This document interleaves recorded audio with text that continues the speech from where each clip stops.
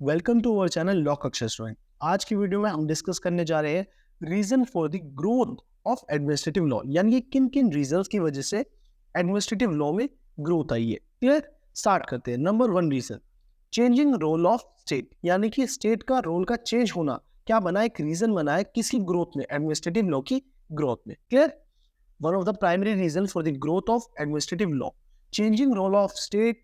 अगर हम बात करते हैं तो प्राइमरी रीजन है किस चीज का, for the growth of administrative law. कैसे सर, एक्सप्लेन करते हैं।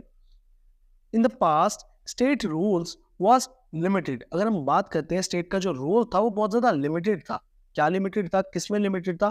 To maintain law and order, यानी कि स्टेट का रोल क्या था कि लॉ एंड ऑर्डर को सिर्फ मेंटेन करना, यही क्या था स्टेट का रोल था।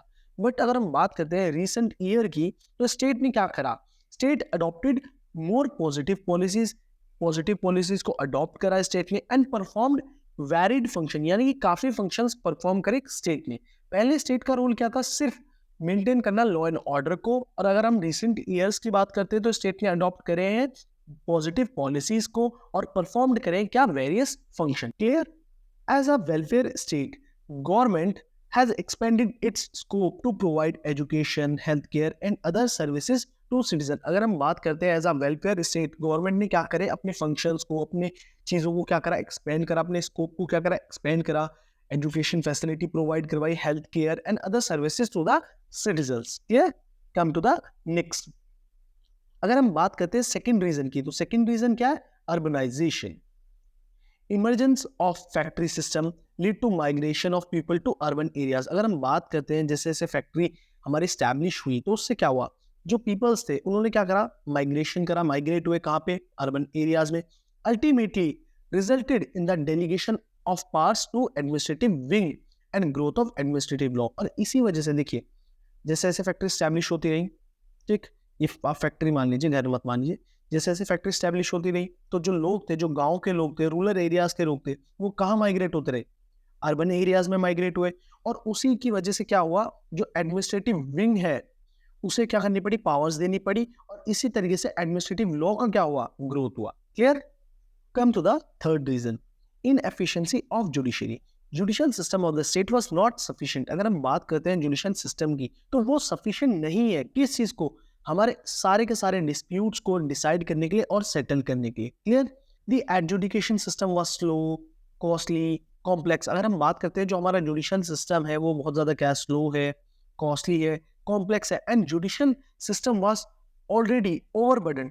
जो हमारा जुडिशियल सिस्टम है वो बहुत ज्यादा ओवरबर्डन है, so it was not possible to expect speedy disposal of matters. तो इसी वजह से जब हमारा क्या है, जो जुडिशियल सिस्टम क्या है, बहुत ज्यादा ओवरबर्डन है, तो उससे हम एक्सपेक्ट भी नहीं कर सकते जो डिस्पोजल हो मैटर का वो बहुत ज्यादा क्या हो, स्पीडी हो।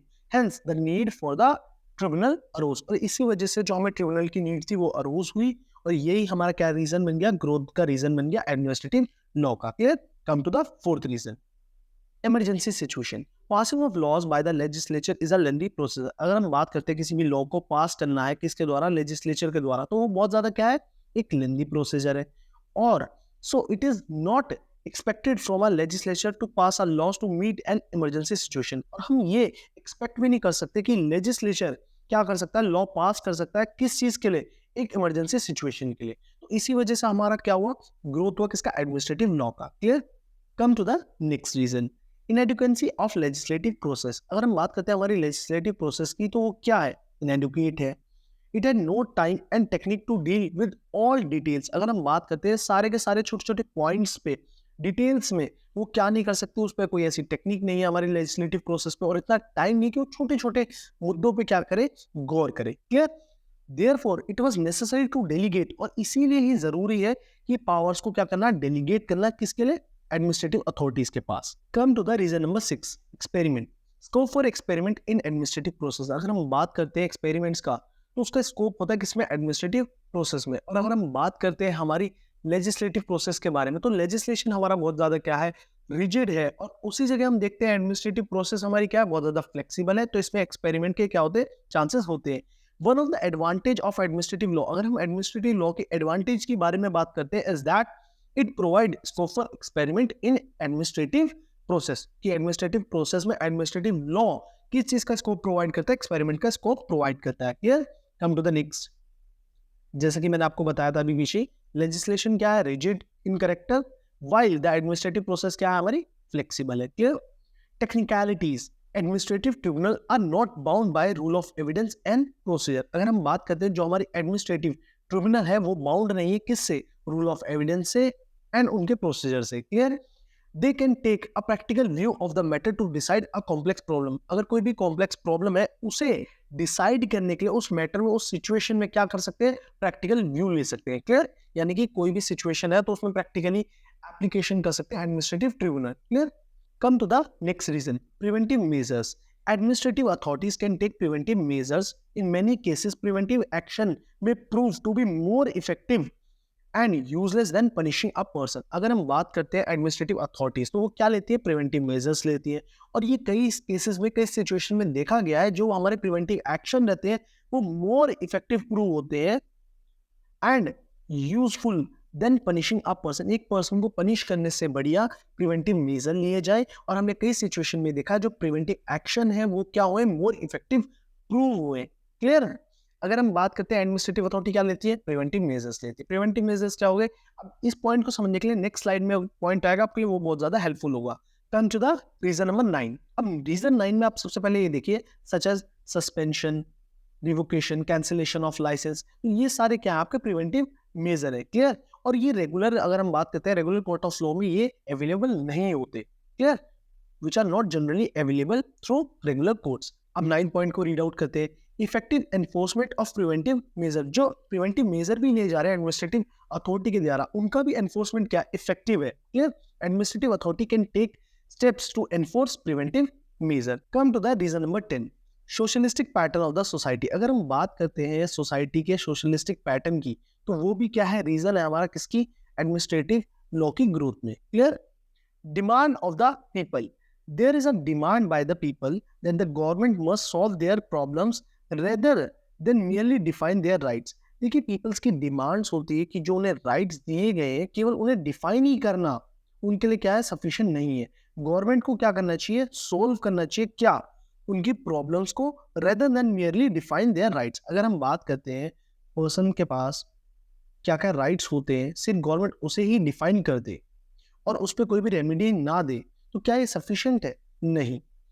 पीपल्स की डिमांड है, there is a demand by the people that the government must solve their problems, कि गवर्नमेंट उनकी प्रॉब्लम्स को सॉल्व करे rather than merely define their rights, यानी कि केवल उनके राइट्स को डिफाइन ही ना करे, उन्हें रेमेडी भी प्रोवाइड करवाए। Clear. Come to the next slide. merely defining the rights of the citizen was not sufficient, कि केवल राइट्स को सिटीजन्स के डिफाइन करना ही क्या नहीं है, सफिशिएंट नहीं है। But state needs to solve problem as well as, कि स्टेट को क्या करनी चाहिए, गवर्नमेंट को क्या करना चाहिए, ड्यूटी है गवर्नमेंट को सॉल्व करनी चाहिए क्या, प्रॉब्लम्स किसकी, पीपल्स की। क्लियर।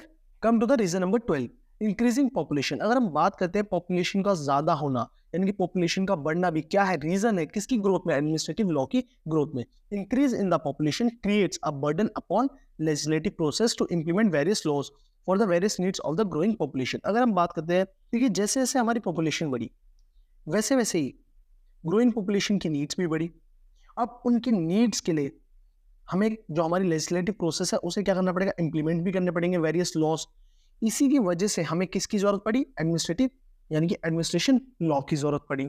तो देखिए जैसे जैसे हमारी पॉपुलेशन बढ़ती रही वैसे वैसे हमारी नीड्स भी बढ़ती रही, और लॉज को इंप्लीमेंट करने के लिए जो हमारी लेजिस्लेटिव प्रोसेस है उस पर बर्डन हुआ। तो उन्होंने क्या करा, एडमिनिस्ट्रेशन पे क्या डाल दी, पावर्स को डेलीगेट कर दिया कि आप क्या करो, लॉज बनाओ। तो उन लॉज को हम क्या कहेंगे, एडमिनिस्ट्रेटिव लॉज कहेंगे, यानी कि जो लॉ एडमिनिस्ट्रेशन के द्वारा बनाए गए हैं वो लॉज क्या होंगे, हमारे एडमिनिस्ट्रेटिव लॉ। होपफुली आप सभी को वीडियो अच्छी लगी हो, टॉपिक क्लियर हुआ हो। Reason for the growth of administrative law में जो हमने पॉइंट्स डिस्कस करे वो सारे के सारे रीजन आपके क्लियर हुए। अगर किसी भी पॉइंट पे आपको समझ नहीं आया तो विदाउट हेजिटेट आप मुझे मेरे इंस्टाग्राम अकाउंट shubhamdobal.22 में डीएम कर सकते हैं। इंस्टाग्राम का लिंक डिस्क्रिप्शन में है। और thank you so much for your support, for your love. अगर वीडियो अच्छी लगती है तो प्लीज चैनल को बहुत ज्यादा सपोर्ट दीजिए, ज्यादा से ज्यादा वीडियोस को शेयर करिए, कमेंट्स करिए। Have a nice day all of